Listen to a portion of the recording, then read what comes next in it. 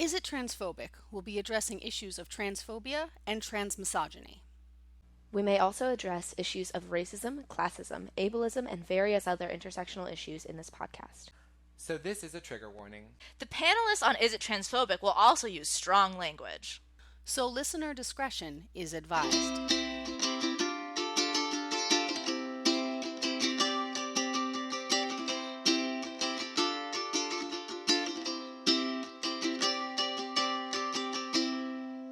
Hi, everyone. My name is Ashley Lauren Rogers. I use she, her, and they, them pronouns, and I am the creator and the host of the Is It Transphobic podcast. And today I'm being joined by... Hi, I'm Hilary Andruff. I use she, her pronouns, and I'm an occupational therapist by day, and I've been on the podcast once before. I'm excited to be back again. I'm JR Dawson, or Jen, and I go by she. I'm a fantasy writer. Yay! Yay! So for those listening, technology is weird in the time of COVID. So we're using Zoom right now, so the audio will be great, but at the same time, some things might happen because ghosts of technology don't always love us. So and that's I'm totally, cursed. It's totally fine. Happy to have your cursed self on the podcast again. So today's talk, we're going to talk a little bit about King of the Hill. Just for a little background for people listening, I've wanted to do this specific episode, which is season 11, episode 1, the first episode of the 11th season, called Peggy Horror Picture Show, for some time. And I've actually had people scheduled to be a part of recordings for this. And unfortunately, much like Hilary was saying, this episode might have been cursed. So we finally found some folks who are able to come together and talk about this piece. So the first question I want to know is, first off, have you, either of you, seen King of the Hill, or is this your first time? And have you seen, or do you remember this episode if you have seen it in the past? All right, I'll go first. I have seen a pretty good chunk of In the Hill. I'm still kind of shocked at how many seasons it ran, but I'd say I've seen a large portion. And I'm generally a fan, especially a hobby, but it's been such a long time, honestly, since I've seen, like, there's just a couple seasons that I've watched more recently, so I actually not remember this episode, I have to admit. I had never seen King of the Hill. I actually actively avoided it growing up.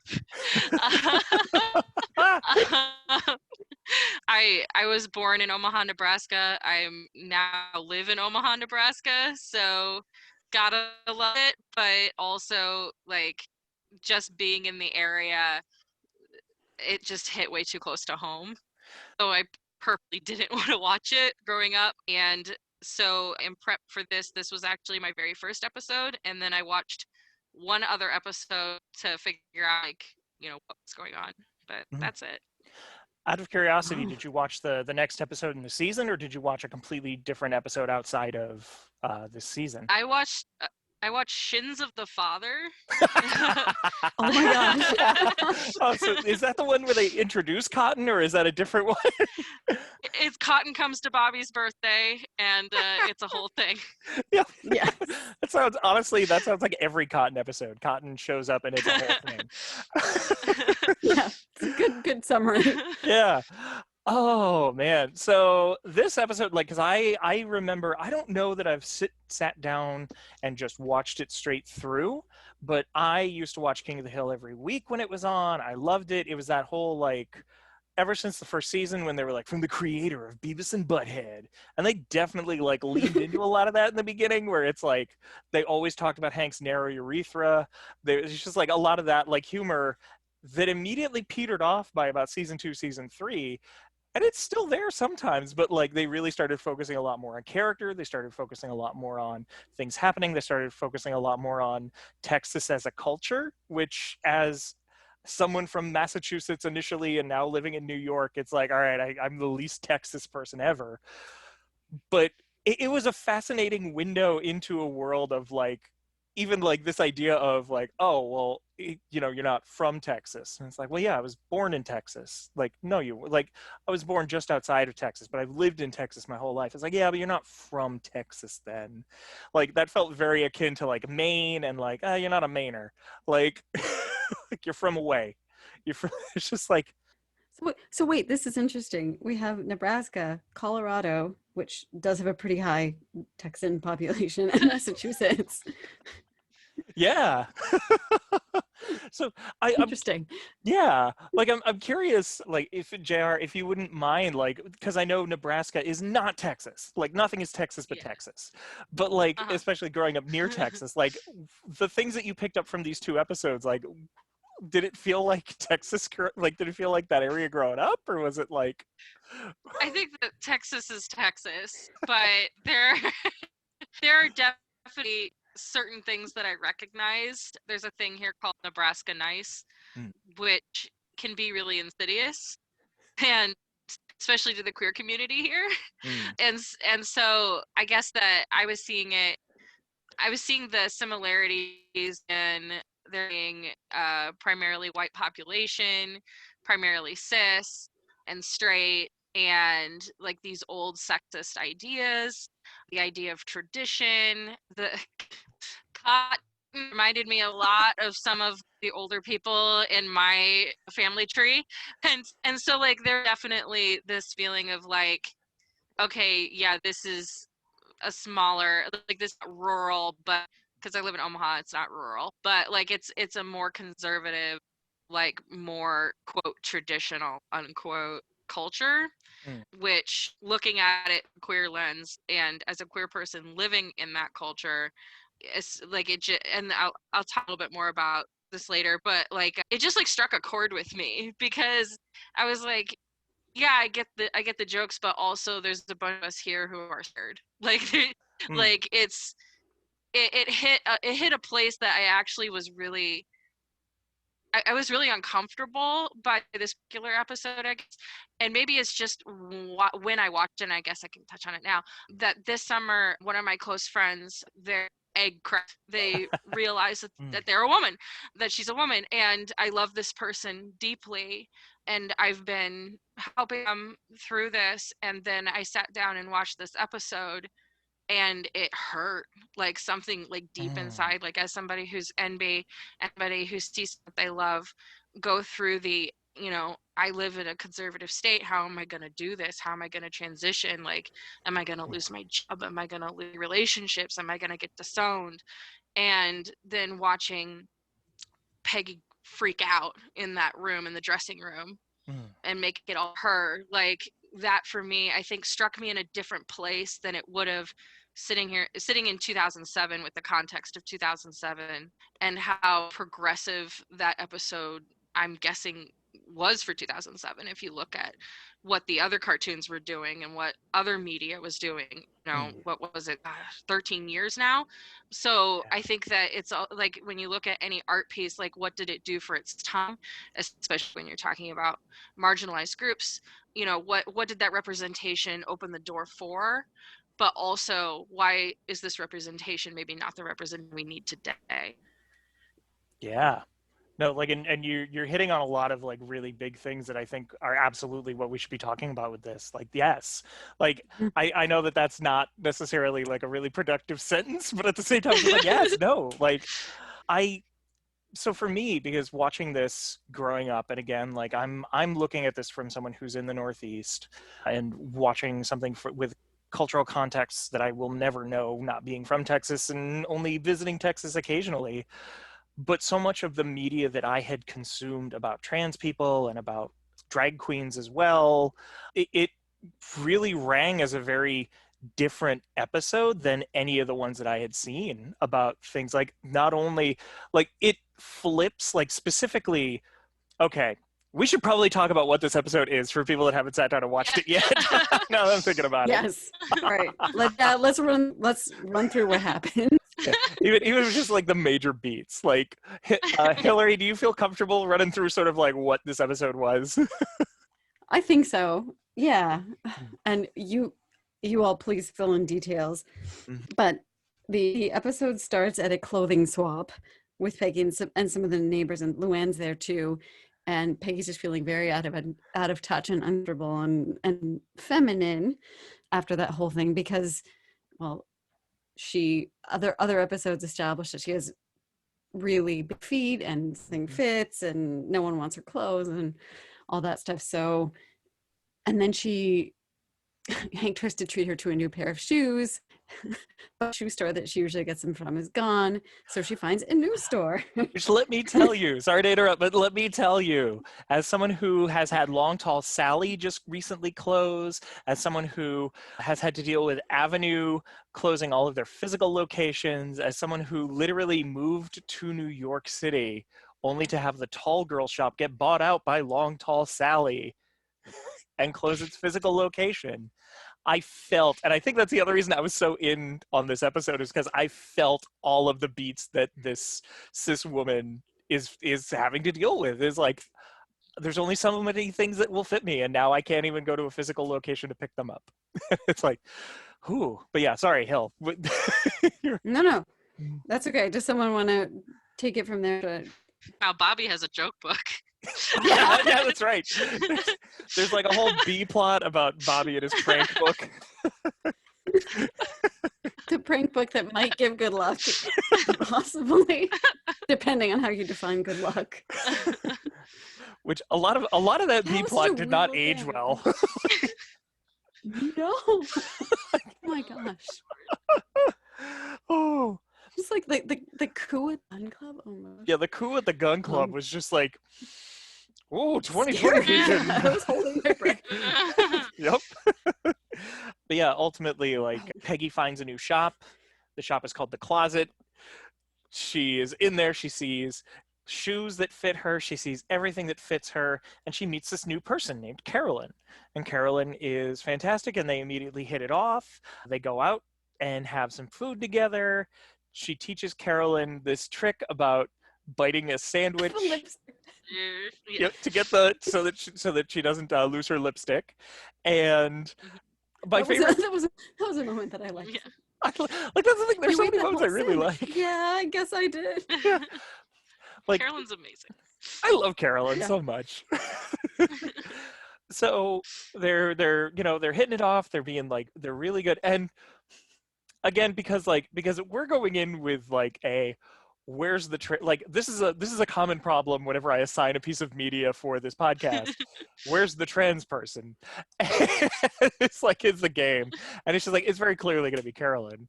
But they do something really interesting once they leave, and like, Peggy is all about Carolyn being friends, and like, they're both friends, and Carolyn gets into Carolyn's house, and Carolyn's mom, I love Carolyn's mom.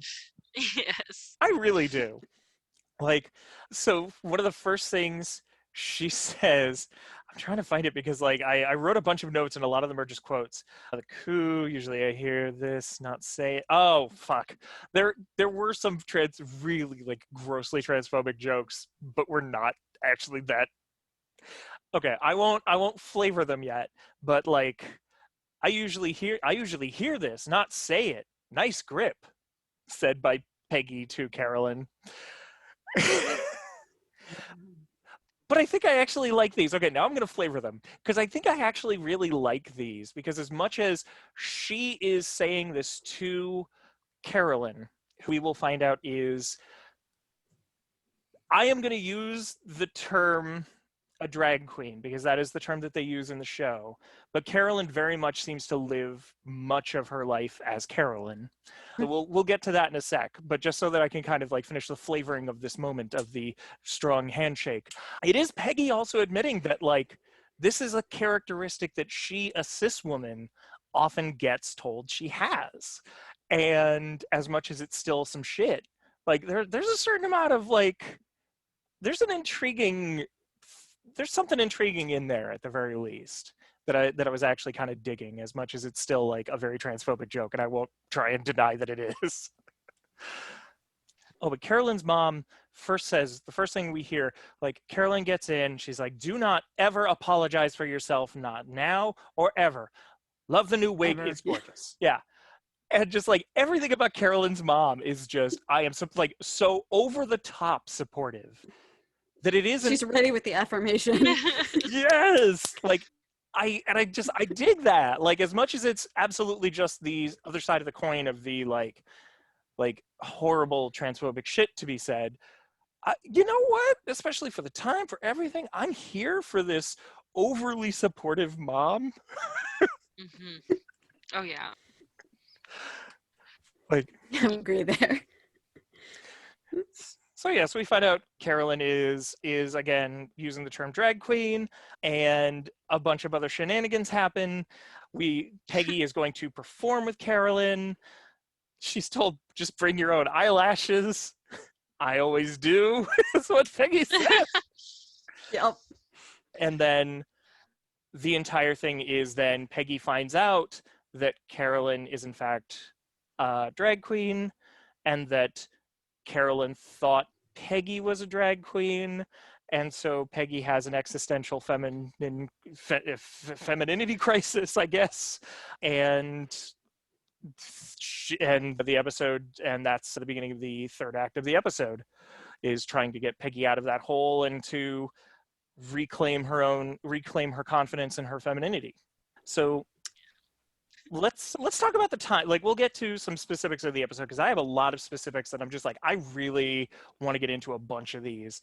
But let's talk about the time period, because it was released in 2007. So there was not a lot of very good, positive trans media out there. It existed, but you had to really look for it, and it was usually pretty tragic. But there was a lot of very positive a lot of very positive drag narratives out there. Yeah, it's interesting. Yeah. And I think that we run into a similar thing, and I realize that I'm talking a lot, so I'll throw out something so that we can all respond. But like, I feel like this is very much like a Tu Wong Fu situation, where it's a bunch of cis, mostly white American writers writing about queer culture without that understanding that there was a lot of overlap with the drag community and the trans community.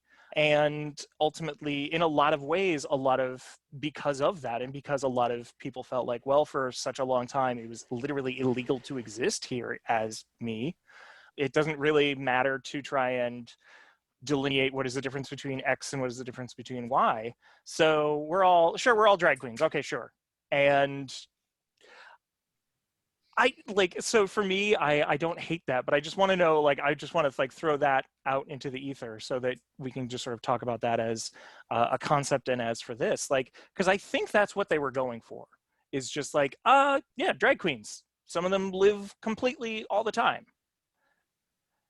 Yeah, that's really interesting because I didn't give them the benefit of that doubt. I mean, like I thought that they just didn't do their homework, and it was one of those things that they're writing the other and not doing it well.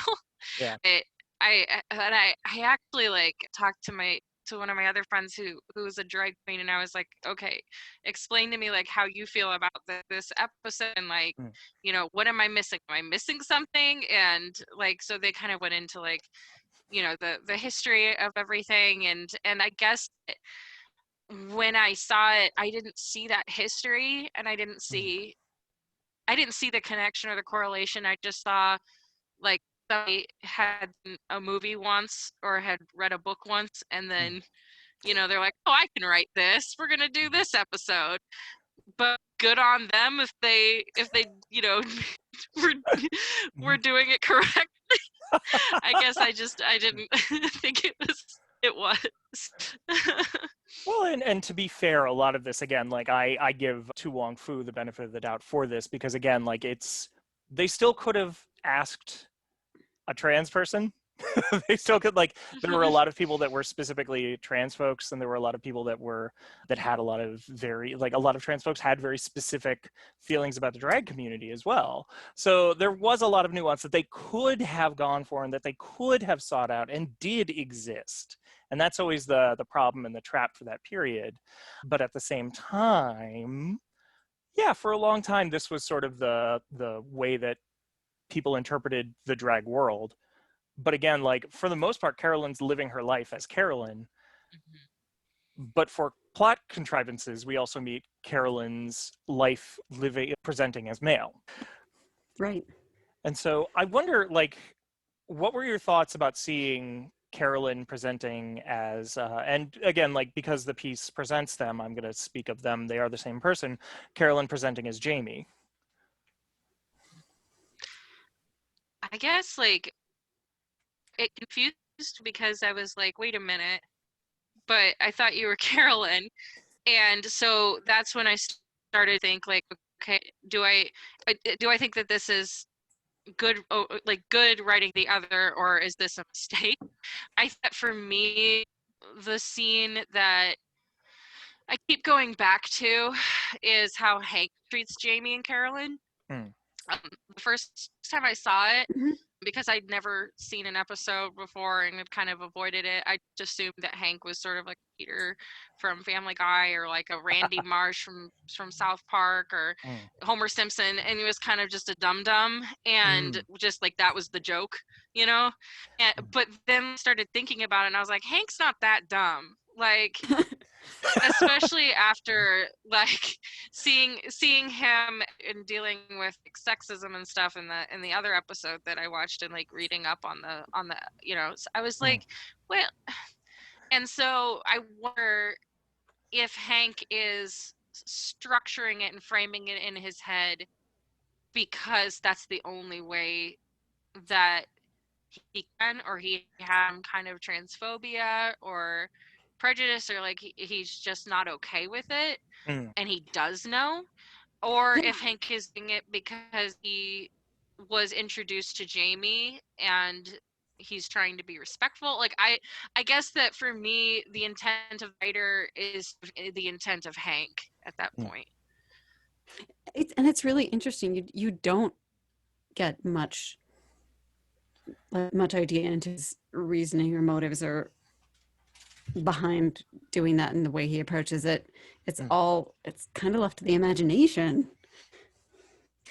Yeah, I think in like 2020 Hank, if we were writing Hank Hill this episode in 2020, the episode would end with him kind of like in some way acknowledging that he understands now, and that it's like, yeah, sure, like, hey, like I feel like really based on the way that the writers write, in some way Hank would say trans women are women, but at the same time like there might be like some like thing going, I don't know, but it's hard to speculate 2020 Hank Hill, but so much of it is like him upholding a lot of these gender norms about being a man, specifically like specifically you look at like suddenly Peggy is distraught and just emotionally crumbling and trying to reach out to her husband, and he's like, don't you have girlfriends for this kind of talk?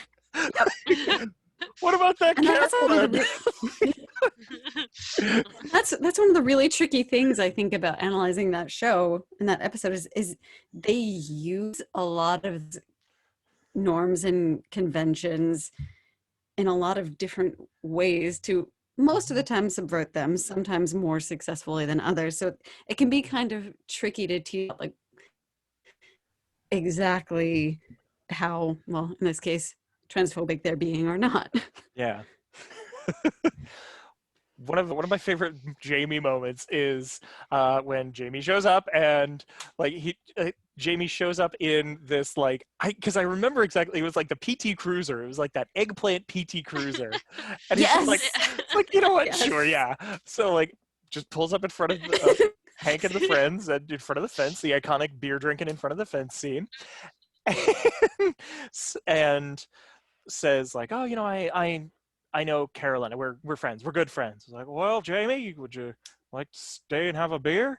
It's like, oh, what would you say? What would you say to a beer? It's like, I'd say, where have you been all morning?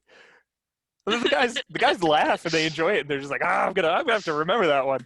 It's just like it's so weird, because as much as there is so much about the identity and about like what is going on with the narrative itself, there really is a lot of like scared but positive. Yes. That is a good right.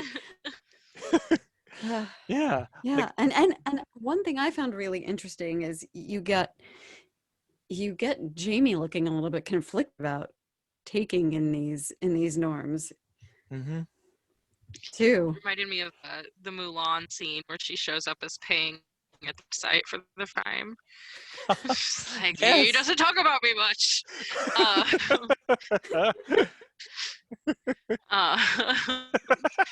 it was it. I will say it was good to see a positive interaction. Like, he was safe and he was okay and he got out of there okay. Mm. And like, maybe it's just like the mind space that I'm currently in, but like having that, having that uncertainty as to like what the future is going to look like, or like, how people act to certain people in Omaha's community. I was like, oh crap, what's gonna happen in this scene? And then he just kind of like put the beer down and okay, bye. And they're like, he's a nice guy, and I'm like, oh thank God. Yeah. And I wonder, I don't know that the showrunners and that the writers knew the fear, because I felt that too. Like, you could tell, like, as much as there's a lot of like trepidation from everyone because this person is new, so the regular gang don't know him, and this guy is like, or this person, we're just going to say, because of, again, the way that they present the narrative, that Jamie is in this moment Jamie and a man, that like, are they going to know, are they going to do anything, what's going to happen? I don't know these people. And I really felt that. I really felt that fear. And it was nice to see, because I think more than anything else, they didn't necessarily want to portray an unrealistic thing that can happen, but they did want to at least like acknowledge, hey, maybe like there is a fan theory. I'm going to throw a big thing at y'all. There is a fan theory, and it was pretty much confirmed by Mike Judge, the person that created it. Oh. Mike Judge? Yeah, Mike Judge, the creator, that Hank Hill is supposed to be Jesus. Hank Hill is an American Jesus. He is a human man who goes about his life trying to live a good existence and is constantly challenged for the things that he immediately believes and then learns for the better.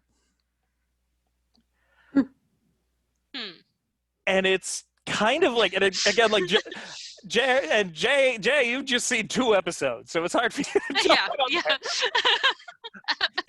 But the more you go in, even if it's just that like base level understanding, it's really interesting, like how all the people around them are literally like, even if they're going down a bad path, they figure it out. They're taught something. They are confronted by the things that they have to deal with, and then even if it's not perfect, even if it's a little messy, they still move in the right direction. And I feel like that moment, those moments, the moments of like where it could be bad and things could go in a really horrible direction, make sense from that lens. I will say that, like, because back in 2007, I was a really big South Park fan. Like, that was where my camp was. And I will say that you can tell that the Hill has a heart, where a lot of these other shows that were on at the time that are kind of from that generation really don't. Like, I think that South Park tried times, but I do think that King of the Hill means well. Yeah. Especially seeing the other work these creators done. I think that they are good people and that they are trying to say something, and that was more appropriate in 2007 than 2020. Like, I think that sometimes it's a little centrist, and the world's changed a lot. But one thing that I saw, and I don't want to talk about the cotton episode more than the episode we're supposed to be talking about, but the last shot of the father episode where Hank is talking to Bobby, and he's like, women were not put on this earth to serve us, and then it's a pan back, and you see all of the waitresses at the drive-in soda shop who is serving all of these guys in this car. Like, I think that the meaning behind it isn't necessarily, oh, JK, yes they are. Like, I think we have a long way to go. Yeah, look at what we have leaving unexamined, I think. Yeah. I also find it so fascinating because like her friends there's this moment where Peggy is distraught outside, like distraught, blanket over herself, and her friends are outside trying to make her feel better. And one of the things that she gets told is like, Luann, who I love, I love Luann. Sorry, everybody thinks you're a man, Aunt Peggy. You know how everybody is. And then her good friend says, Shug, you coach a women's softball league. If that isn't feminine, I don't know what is. And they're genuinely, like, that's the thing, they're genuinely trying to be helpful, but they're also showing a bunch of things like that are just like, oh yeah, there's like a whole bunch of like other coded things that the writers are trying to show us as like, this is like, yes, it is like, it still is feminine. At the same time, like, it's not read as feminine. Like, Yeah. Yep. yeah. Very true. I think, so go ahead. No, go right ahead. I have a tendency to steamroll, so I'm like, nope. If you got something to say it.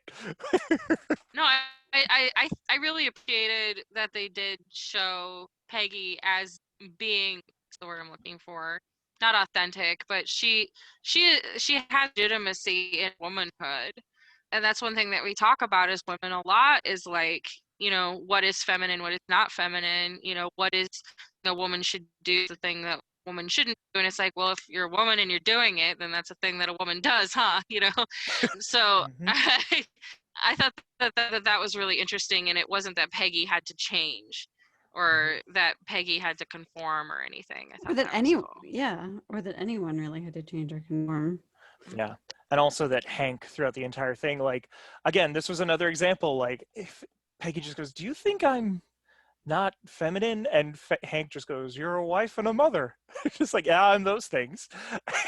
It's just like, there's just something about the naivete of, not only the naivete of Hank, but also the like, I am not in any way questioning you or your femininity or your womanhood because you are my wife, which is still very fucked up in a lot of ways, but at the same time is like, okay, Yeah. like, yeah, like there's definitely stuff to unpack, but now whenever you're ready, let's talk about that ending. Yeah, so that really goes along with the ending, in that it's another one of those moments that offers those same sorts of questions, those very same clothes that Peggy, that Peggy's neighbors didn't want, ended up going extremely fast backstage at the show. Carolyn and her friends, and right previously to that, they explained how they look up to Peggy and they strike me like strong, so kind of suggests in a way that, not only is Peggy a woman, but there's kind of a strength there. Yeah, I forget if it's Carolyn or another drag queen, but they say, oh, these wispy women, they're a dime a dozen. Like, to find a real woman, like, it was just like, yeah, like, hell yeah. Like, not to say that, hey, like, I like high femme folks. Every now and again, I feel like a high femme person, but at the same time, it's just like, hell yeah. Like, yeah. I would say it was a pretty validating ending in terms of femininity and what it is. Pretty much. Yeah. I was just worried about Carolyn's feelings. Like, Yeah. like, I know Bee's one of the protagonists, so she's going to be the center of the story. But I was like, Peggy, you were super rude to Carolyn. Can we go back and unpack that? Yes. Okay. Yeah. And they didn't. And I think that is one of the major failings, is that's like never addressed at all, really. Like, and you worry about the burden on Carolyn and like all of Carolyn's circle and friends, because I know I was thinking like, oh, how many of them have been through that, how many times or something like that. Well, and I also wonder, because and this is where we sort of run into this if-then problem. If Carolyn is a drag queen, honestly, then a lot of Peggy's explosion is like, if Carolyn is Jamie and performs as Carolyn, then a lot of this explosion is very much exactly what they wrote. And it's honestly like, yeah, Peggy was kind of shitty, but at the same time, like, yeah, but that's not really Carolyn. But if we do look at this as a trans narrative, which again, because of the mother, because of a lot of other things that go on, because Carolyn, for the most part, presents as Carolyn the entire time, except when, for survival, for discussion, for a lot of various things, presents as Jamie for survival, then yes, Peggy is a trash person and needs to really apologize. Yeah. And that's the one major failing, and probably the one way in which it could potentially not be validating at all. Because I will admit, I did also love, hold on, sorry, no, hold on, where is it? Stupid notes, why can't you just show up where I need you? Oh, Peggy, during the explosion in the back room, says, "You thought I was a man?" And then Carolyn says, "I mean, I'd take my wig off, but we're so close to, I'd take my wig off and show you, but we're so close to showtime that I can't." And I love that, because like, you expect to take the wig off, because we did see that dramatic reveal earlier when Carolyn was talking to Carolyn's mother, but it wasn't a dramatic reveal to anyone but the audience. And so it was just kind of nice that, as much as there was that like added caveat that was very funny, the like, we're just so close to showtime, I can't possibly do that. But they always do that. Like, we just did Tootsie on this season, and that's the big thing. Takes off the wig. Oh! And there wasn't a physical dramatic reveal. Carolyn stayed Carolyn. And it was shitty, but it was still like, that tiny bit was kind of nice. I think that, I mean, again, I haven't watched very much, but I think that, like, from what I've read, like, that's kind of one of their shticks, is that they take what you think is going to happen and they do something else, call it out. One of the examples that I saw, like, a clip of was Bobby is like, "Dad, why can't you just let me be me, and you're always trying to turn me into you?" And he goes, "Yeah, we both saw that after school special, but I'm not an alcoholic and you're not a figure skater, so we're going home." And Yeah. Oh. God. See, that, like, this is why I love this show, honestly. It's like, yeah, it's problematic, but boy, do I love it. Speaking of problematic, but boy, do I love it. I can't deny I laughed heartily when Peggy is being confronted by the fact that she's just realizing everybody, like, that Carolyn thought that she was a man. And then her friends show up backstage to support her. Like, everyone is being supportive. Everyone is being incredibly supportive throughout this episode. And Peggy tries to run into the bathroom so that she can get away from everybody. And it's an all-gender bathroom. And so she just runs away from the bathroom. I was like, okay, I shouldn't be laughing at this, but I am laughing at that. That was funny. Oh. But yeah, the other thing that just like broke me was Hank saying, "Well, she had to get something for her costume. She called it a sequin emergency. I asked her to call it something else, and she refused." And it was just like, so Hank. oh, Peggy. Peggy goes all in. Yeah. Oh, see. What were there any other moments that stood out to you that we haven't talked about yet that just feel like either like we really got to talk about it before we start wrapping up? Is there anything else that's just like about like the larger episode that either we're looking at with new eyes, or we're looking at with like, no, we really need to speak about? I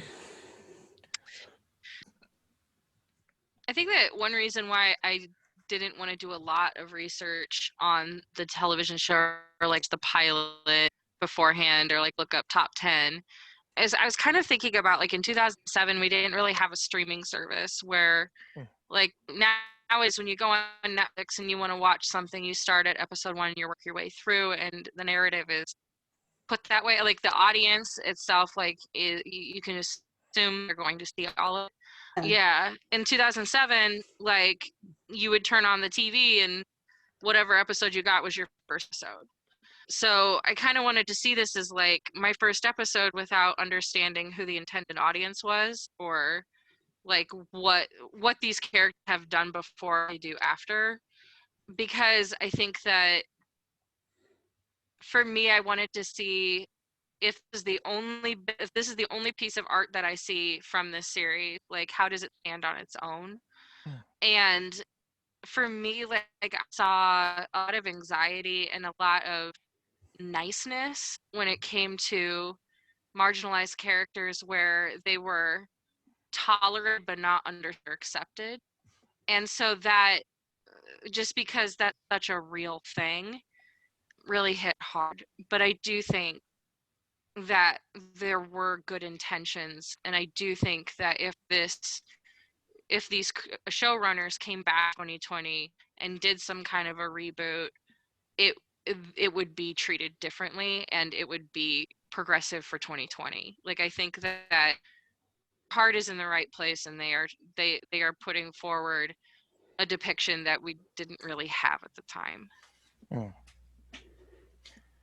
Yeah, I tend to feel strongly that based on the creators and based on a lot of the other artists involved in the show, they probably would, in 2020, again, if they were doing the show now, they probably would have had a trans person in the room, even if it was just as a consultant, and it would have been like a very different episode. But at the same time, yeah, like because I agree. I think that there's a lot in there that is just missing, and part of that is because there's a lot of reasons that go into why it's missing, but at the same time the heart is there.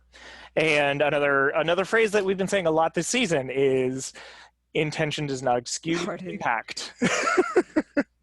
But at the same time, I really think that the intention was a good intention. And yeah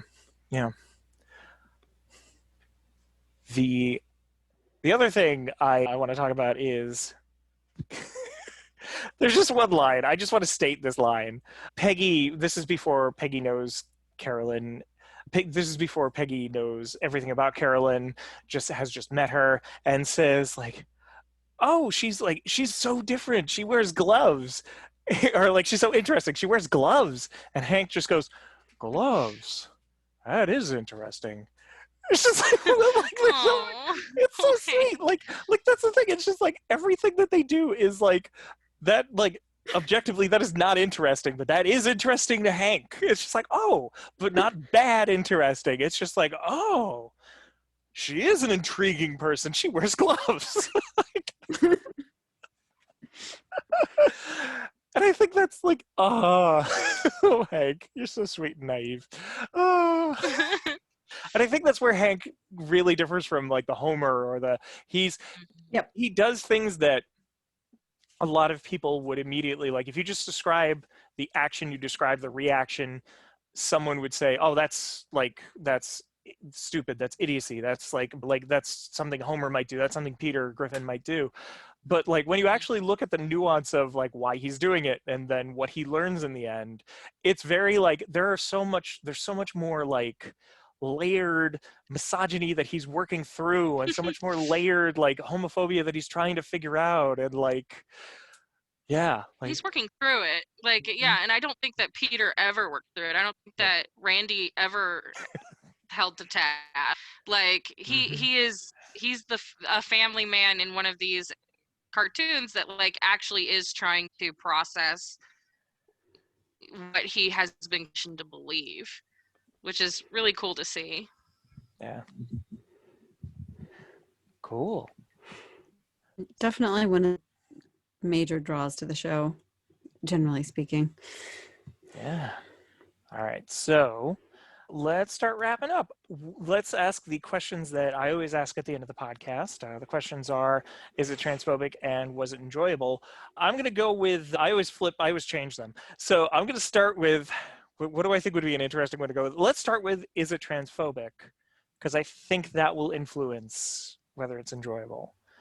So King of the Hill, season 11, episode 1, Peggy Horror Picture Show. Is it transphobic? Now, while we're thinking of that, because I know my other commentators are thinking about this right now, this can be an answer of yes or no. It can be a scale of 1 to 10, 1 being not transphobic, 10 being the most transphobic. It can be a noise, however you want to express that. Is it transphobic? I can also start if you would like for me to go first. I'm just kind of holding my breath. Is that kind of a reaction? Because there are definitely some problems, but at the same time, you get that classic King of the Hill, like working through, this is more nuanced than we expect. So I think maybe just a general like sucking in of air. Yeah, respect. I might probably make like a on that. I mean, like, yes, and I think that this came out today, yes. But I think that it's kind of, I mean, like, if you think about the title, it's Peggy Horror Picture Show, which goes Rocky Horror Picture Show. Rocky Horror Picture Show, a lot of baby queers think that that is super transphobic piece of work. But at the time, no, it was very freeing and very liberating for the queer community. So I think that that we are constantly evolving as a actor. I think 2007 was it transphobic?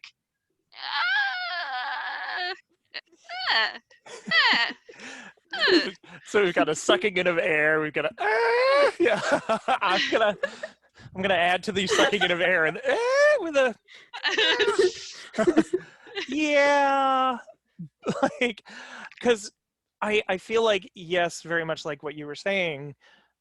2007, not really, but at the same time, again, trans people existed in 2007.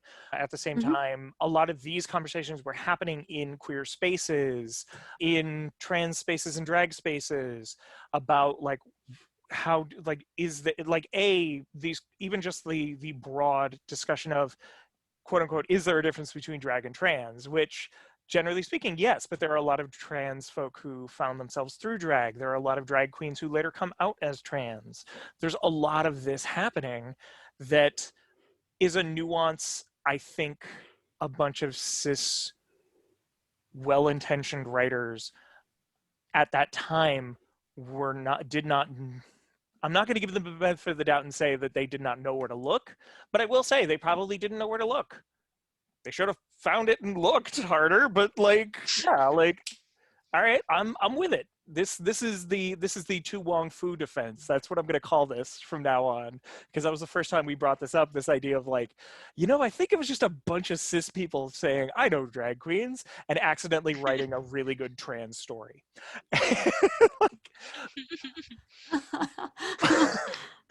But there are a bunch of like transphobic jokes. There are a bunch of transphobic things, and again, like very much if we are looking at this as a trans story, which we can't say for sure that we are or aren't, there's a lot of shit that goes on that doesn't really get addressed from Peggy. So yeah, there's trans. It becomes a lot darker if you get from that lens, a lot.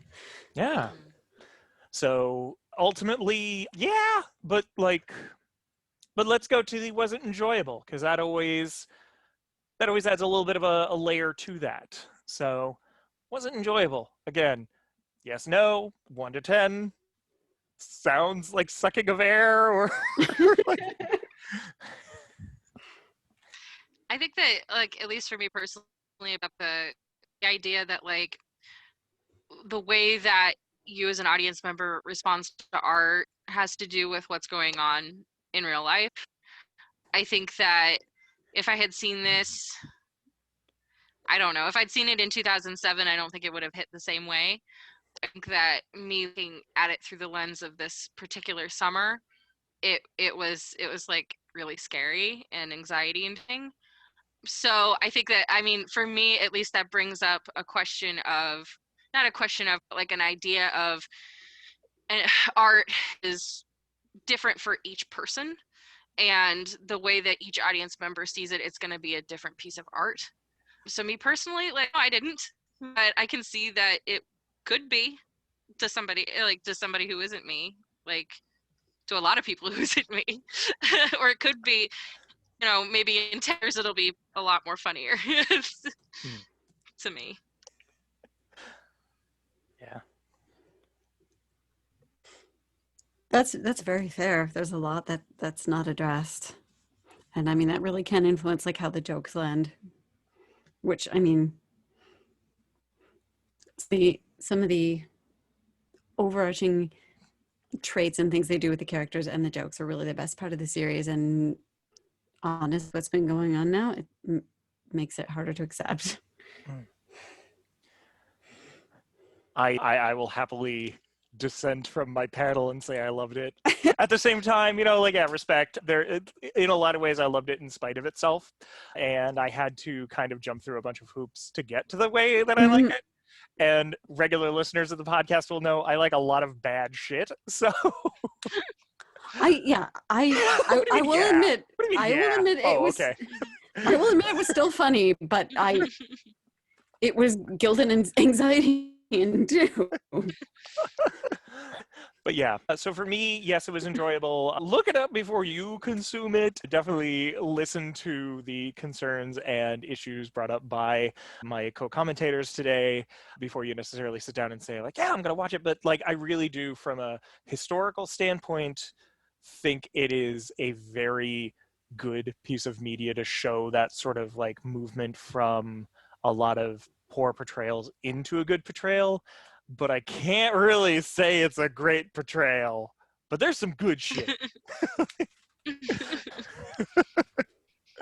Cool. Yeah, I mostly watched it just very interested in that whole relationship between drag and the trans communities. That was and you're right, that was a big question at the time.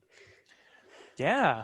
Like, and there's a lot of other, honestly, like, we really need to do an entire episode just on drag. We've been thinking about it. We've been thinking about doing episodes on RuPaul's Drag Race. Oh, because RuPaul. Also, it's so fascinating because this whole episode just reminds me of the spin-off show that they did off of Drag Race called Drag You, where they took cis women and made them into drag queens, both in essence as well as in costume, and in order to help find femininity that they felt that they've lost. And sort of like this episode. Yeah, no, exactly. Oh, it's just like, it's so fascinating. Like, I wonder if literally RuPaul ripped off King of the Hill. Calling you out, Ru. You will rue the day. There it is. Last recording. Nice pun. Okay. So awesome. Tell people how to find you on the internet if you want them to find you. It's totally acceptable to say, I don't want you to find me.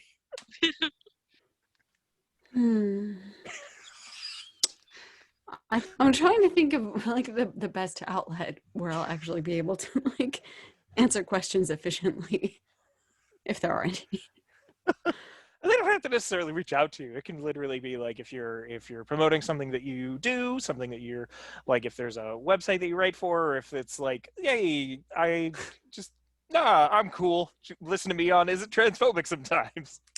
That's fine too.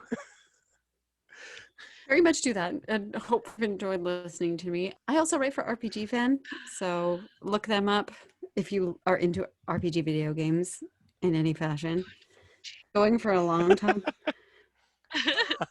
So what's great is people aren't going to see this, but there was a thumbs up that popped up behind Hilary, but also, Yay! it was like, RPG. So I think you just got a reader, a listener. Oh, excellent. You can find me at jrdawsonwriter.com, and I'm also on Instagram at JR Dawson, even though that was mostly just my dogs. And so if you like gigantic, awkward poodle puppies, head on over to Instagram. And my Twitter is at J_R_Dawson. Awesome. That one has less poodle puppies, fewer poodle puppies. You can find me on Twitter at Lucretia Dearfor, LUCRETIADEAR, and then the number 4. You can also find the Is It Transphobic podcast on Twitter at Is It Transphobic. We finally got an Instagram. I'm going to stop being excited about that soon, but we did it. No, don't. And that's don't stop excited. And that's next to Snapchat and the TikToks. Oh God, don't give them ideas. They'll tell me I need to make one. Oh, podcast. podcasts all have TikToks, Ashley, don't you? Like, fine. As soon as I hear that 3 years later, I'll make one. Anyway, you can find our Instagram at Is It Transphobic. You can also go to Insta Transphobic. Is it transphobic.com? I've been saying this so much.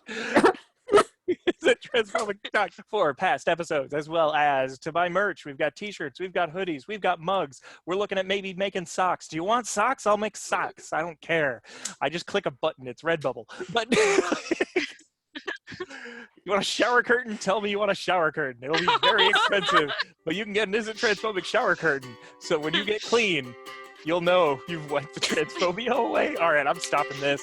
This is a bad train. So, finally, join our Patreon. Still much better than Insta. I don't want that up here. Insta Transphobic.